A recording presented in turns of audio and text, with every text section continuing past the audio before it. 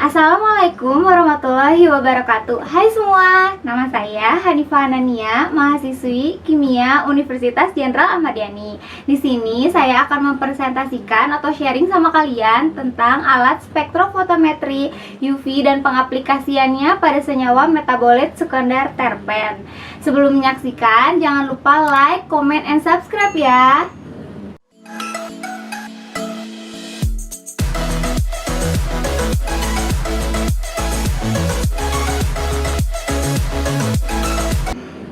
Oke, langsung aja kita mulai.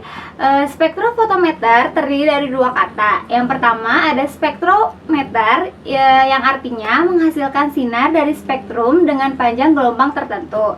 Dan yang kedua ada fotometer, yang artinya alat pengukur intensitas cahaya yang ditransmisikan atau yang diabsorpsi. Jadi, spektrofotometer UV merupakan salah satu metode analisis yang dilakukan dengan panjang gelombang 100 sampai 400 nanometer atau 595 sampai 299 kJ per mol. Di sini ada dua jenis sinar ultraviolet. Yang pertama ada ultraviolet jauh dan yang kedua ada ultraviolet dekat. Yang ultraviolet jauh mempunyai rentang panjang gelombang kurang lebih 10 sampai 200 nanometer. Yang kedua, ultraviolet dekat mempunyai rentang panjang gelombang kurang lebih 200 sampai 400 nanometer. Tipe spektrofotometri UV. Yang pertama ada single beam instrument. Single beam instrument dapat digunakan untuk kuantitatif dengan mengukur absorbansi pada panjang gelombang tunggal. Beberapa instrumen menghasilkan single beam instrument untuk pengukuran sinar ultraviolet dan sinar tampak. Panjang gelombang paling rendah adalah 190 sampai 210 nanometer dan paling tinggi adalah 800 sampai 1000 nanometer. Yang kedua ada double beam instrument. Double beam dibuat untuk digunakan pada panjang gelombang 190 sampai 700 nanometer, di mana mempunyai dua sinar yang dibentuk oleh potongan cermin yang berbentuk V yang disebut pemecah sinar. Sinar pertama melewati larutan belangko dan sinar kedua secara serentak melewati sampel. Prinsip kerja spektrofotometri UV. Spektrum absorpsi dalam daerah-daerah sinar UV dan sinar tampak umumnya terdiri dari satu atau beberapa pita absorpsi yang lebar. Semua molekul dapat menyerap radiasi dalam daerah UV tampak. Oleh karena itu, mereka mengandung elektron baik yang dipakai bersama atau tidak, yang dapat dieksitasi ke tingkat yang lebih tinggi. Panjang gelombang pada waktu absorpsi tergantung pada bagaimana erat elektron terikat dalam molekul. Elektron dalam satu ikatan kovalen tunggal erat ikatannya dan radiasi dengan energi tinggi atau panjang gelombang pendek diperlukan eksitasinya.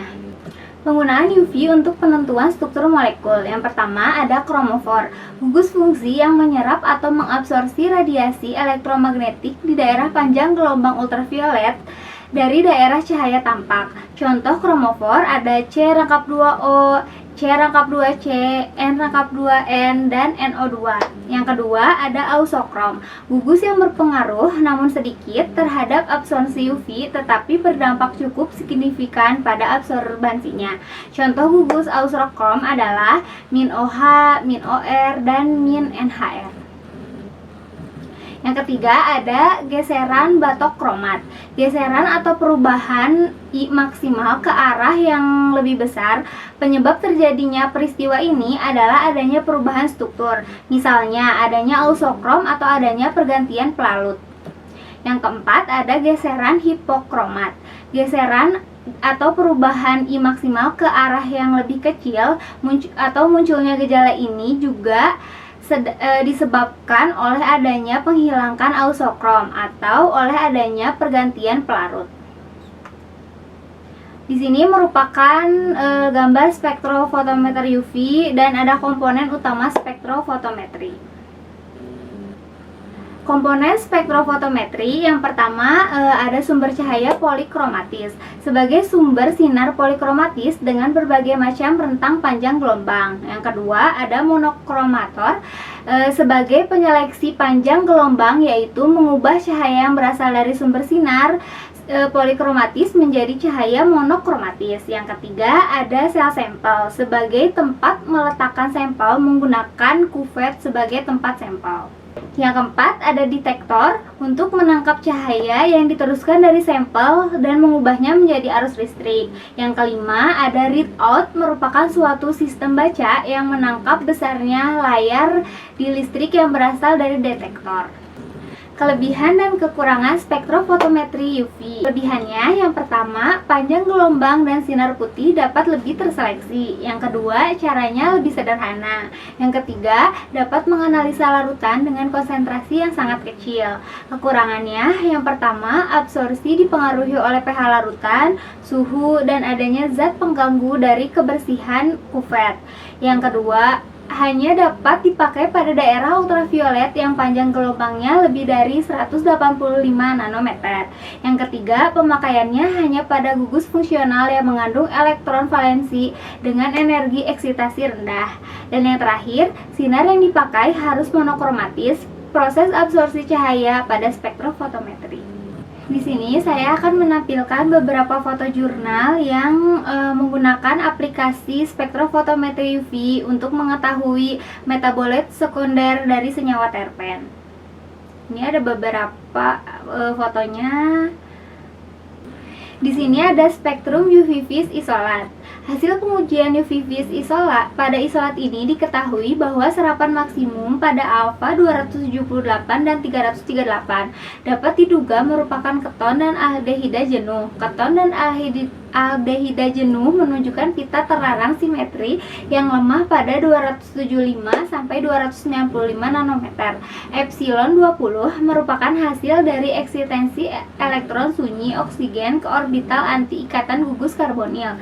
Keton dan aldehida tersubstitusi lebih kuat menyerap pada ujung atas daerah tersebut. Adanya pita lemah pada daerah 275 sampai 295 nanometer merupakan petunjuk adanya gugus keton atau karbon aldehida.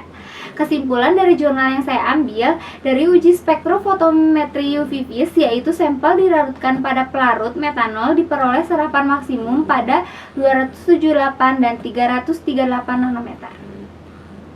Di sini struktur senyawa yang dihasilkan dari metabolit sekunder terpen ini. Berdasarkan hasil pembahasan terhadap hasil penelitian, maka dapat disimpulkan bahwa senyawa metabolit sekunder yang terkandung dalam isolat I dari ekstrak etil asetat kulit batang tumbuhan pacar Cina diduga senyawa golongan terpen, yaitu humulen epoksi 2. Berikut merupakan struktur senyawa humulen epoksi 2 4 12 12 trimetil 9 metilen 5 oksatrisiklo. Daftar pustaka yang saya ambil. Cukup sekian penjelasan atau sharing dari saya. Mohon maaf jika banyak kekurangan. Wassalamualaikum warahmatullahi wabarakatuh. Jangan lupa like, comment, and subscribe ya. Dah.